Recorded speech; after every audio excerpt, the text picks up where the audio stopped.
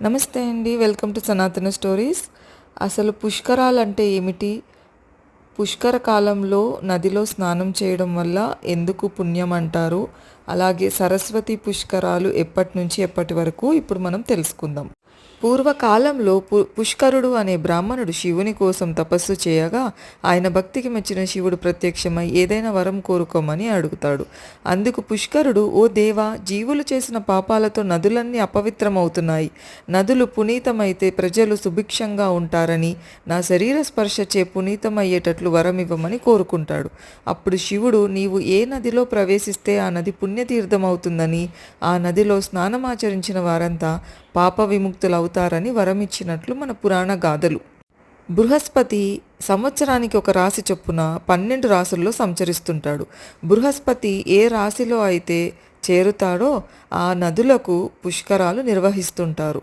అందులో భాగంగానే గురువు మేషరాశిలో ప్రవేశిస్తే గంగా నదికి, వృషభ రాశిలో ప్రవేశిస్తే నర్మదా నదికి, మిథునంలో ప్రవేశిస్తే సరస్వతి నదికి, కర్కాటకంలో యమునా నదికి, బృహస్పతి సింహరాశిలో ప్రవేశిస్తే గోదావరి నదికి, అలాగే మీనంలో గురువు వచ్చినప్పుడు ప్రాణహిత నదికి పుష్కరాలు వస్తాయి.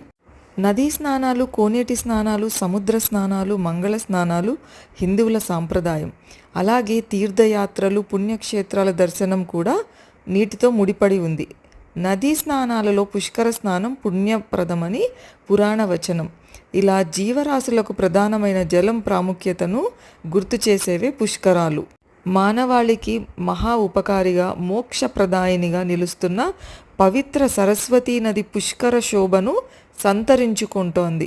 అంటే బృహస్పతి మిథున రాశిలో ప్రవేశించబోతున్నాడు.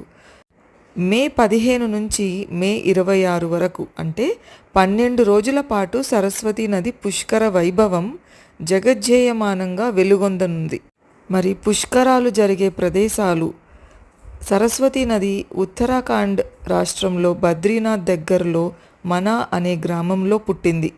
ఉత్తరప్రదేశ్ రాష్ట్రం ప్రయాగ్రాజ్లోని త్రివేణి సంగమంలోను, రాజస్థాన్ రాష్ట్రంలోని పుష్కర్లోను, గుజరాత్ రాష్ట్రంలో సోమనాథ్ త్రివేణి సంగమంలోను జరుగుతాయి.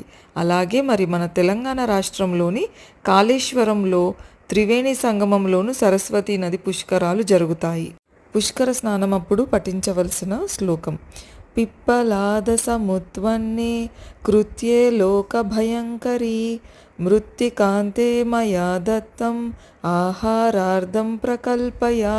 ఈ వీడియో నచ్చినట్లయితే మా ఛానల్ని సబ్స్క్రైబ్ చేసుకోండి. మరిన్ని వీడియోస్ మిస్ అవ్వకుండా చూసేయండి. సర్వేజన సుఖినో భవంతు.